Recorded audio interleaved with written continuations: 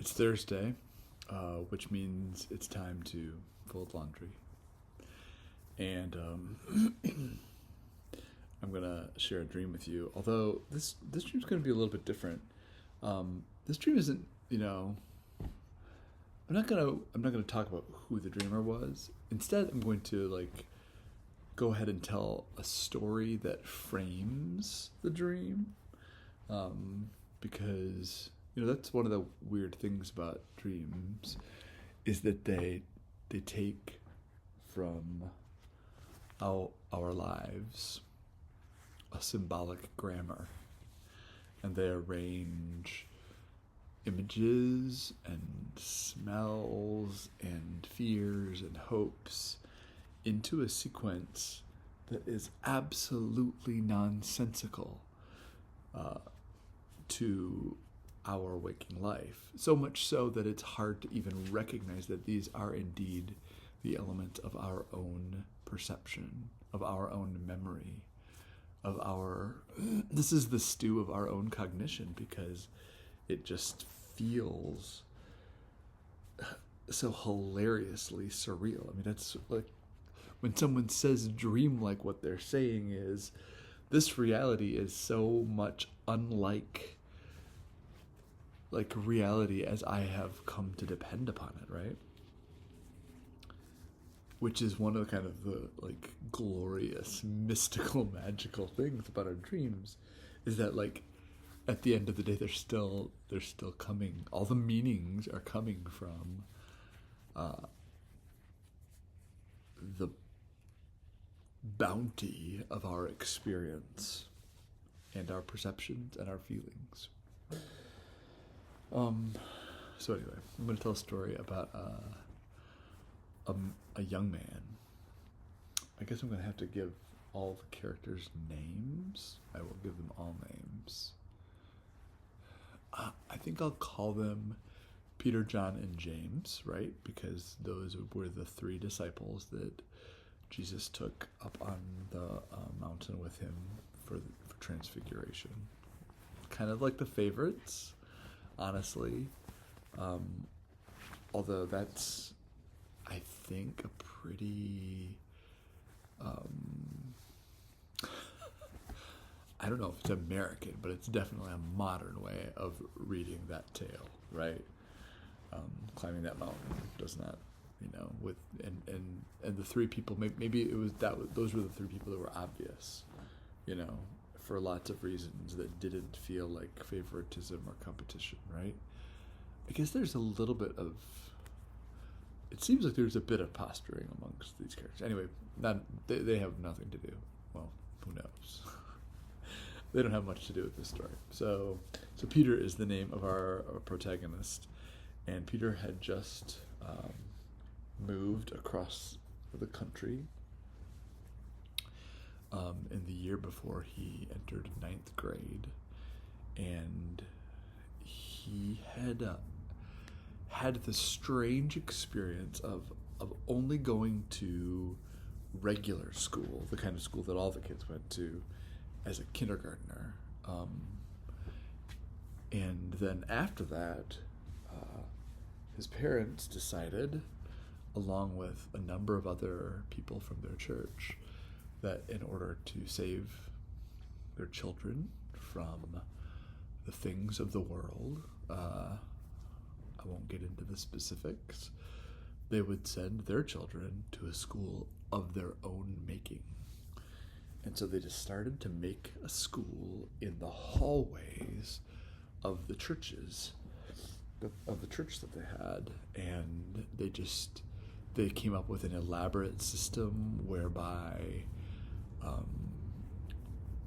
they reached out to other churches who had a like-minded fear and mistrust about the dangers of secular humanism and other scary things that were possibly affecting their children, and so they all came up with ways to ratify the legitimacy of the schools. But really, it was, the teachers were mostly just people who had not, gone to teacher training or anything. They were just moms who were willing to do it, and a couple of men who got more salaries.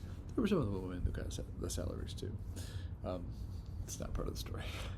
So that was the first church. That was the first school that Peter went to. And then he went to another school that was also being started. They actually had classrooms, not just hallways. But that one was so new that it didn't even have like a trajectory all the way to graduation. It only went up to 8th grade. And he got all the way up to 8th grade, and then his family moved away. And they moved to this school, and so it was a very unique school to Peter because it was a school that had a high school for a long time. It was also in a church building, and in this case it was in a basement of a church building. And the different schoolrooms that you would move between as high schoolers were created by big dividers that could be moved. They were never moved, but they could be moved. And the basement was divided up into 6, 8 schoolrooms. Peter never went any further than 4 of those schoolrooms, and really maybe only 3 of the schoolrooms for quite a while. On the first day of school, Peter was pretty scared about being there. He had gone to a basketball retreat tournament, and it was with the people from his high school. He knew he wasn't that great at basketball, but he hoped that something would happen.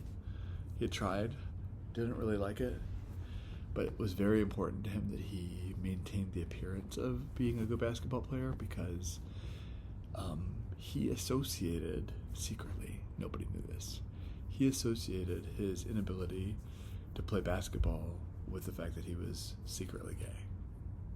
It wasn't even a word that he had said.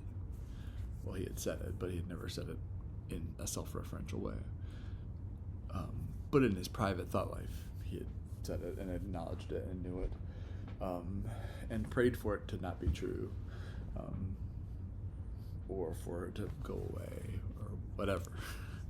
And it's weird how, right, like, when there's a dark monster that is living in your brain, how that monster can, like, suck and attach to various things and turn them into puppets of fear and manipulation. And so that's what this particular fear that Peter had was that, like, if anyone noticed that he was not good at basketball and actually didn't even care about basketball, then they would also guess immediately that he was the thing that we can't say because Peter wouldn't say it, and if you asked him to his face at the time, he would absolutely deny it.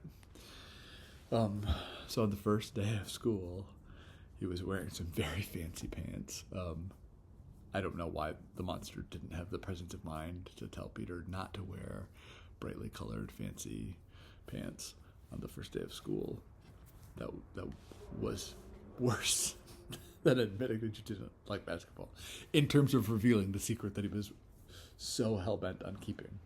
But he wore these fantastic, bright, shimmering pants, and like the minute he walked in, he felt his stomach go. Oh no, that's not a true story. Oh, well, none of this is. It's all made up. And so, let's make it even a little bit better than I was thinking. As soon as he walked into this area where everyone was like standing around, he just vomited in such a show-stopping way that this little gymnasium full of teenagers all the talking just stopped. This is the first day of school, and they turned and they saw Peter standing there, his shimmering pants coated in vomit. And everyone was quiet for a minute. And then very slowly the conversations started back up. Now, you thought that what was going to happen was that everyone was going to start laughing, right? That's not what happened. Instead, the conversation started right back up, and Peter could tell that the laughter was being contained in a much kinder, really, but still outrageous sense of, oh, can you believe that just happened? It felt like a harbinger of doom. And, there were lots of other things that were going on for Peter, but he didn't find friends. And he thought it was because he was secretly gay. And he didn't love basketball. Eventually he gave up on pretending because it hadn't worked really.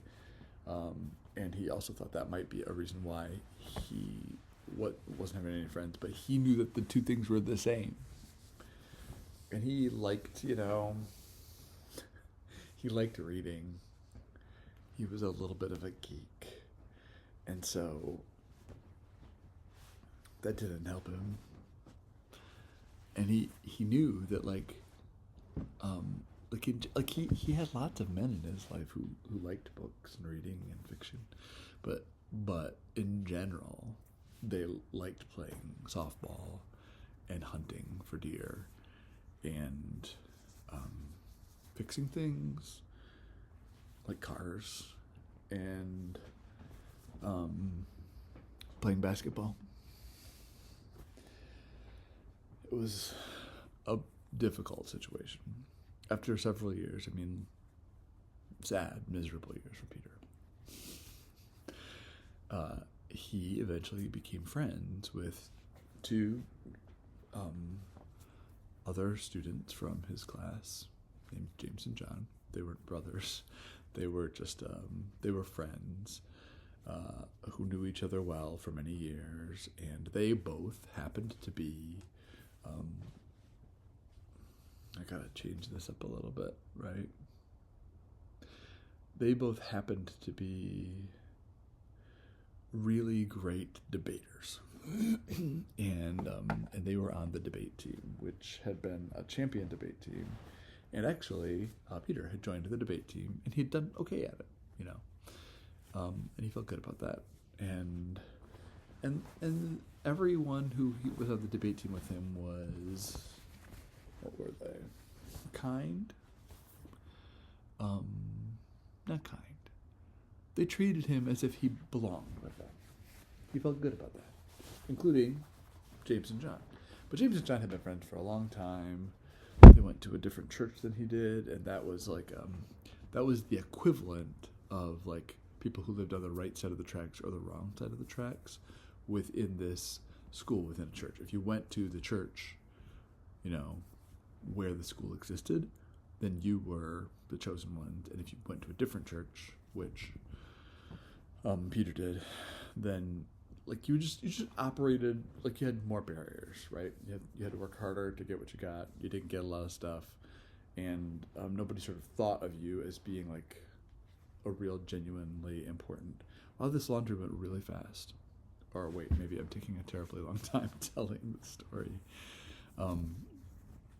So it turned out that they graduated and went their different ways from high school, and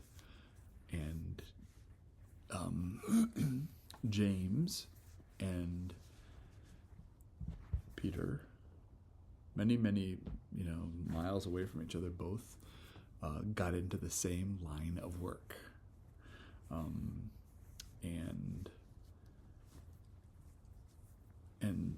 the line of work was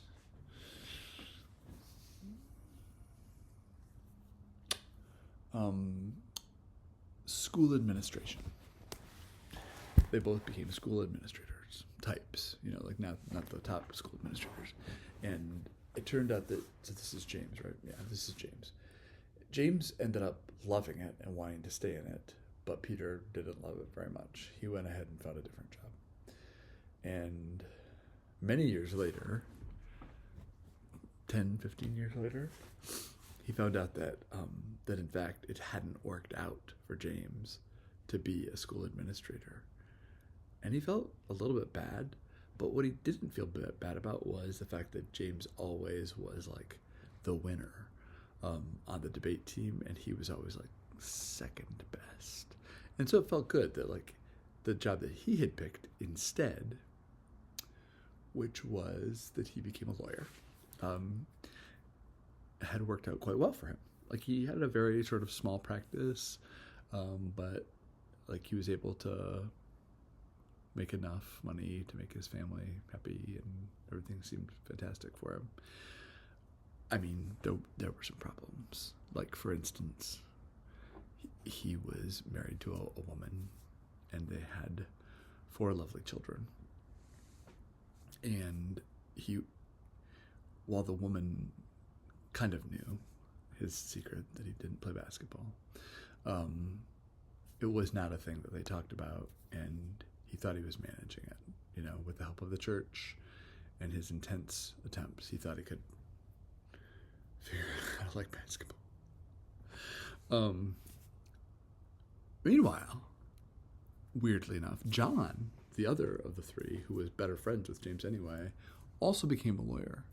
And one of the things that was unique about Peter's thoughts about John was that they never felt like really like close at all. Not even like friends.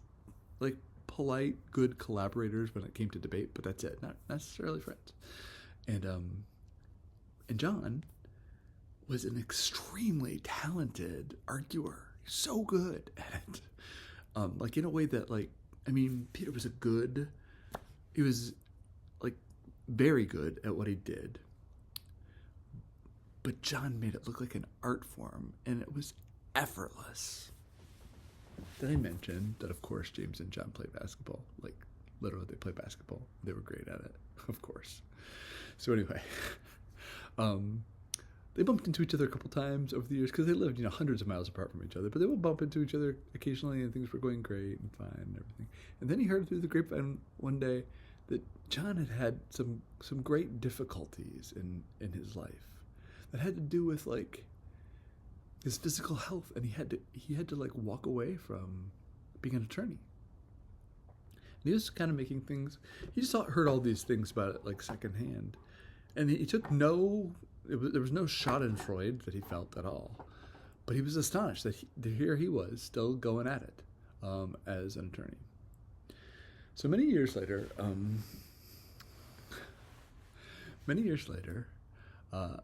finally, it happened for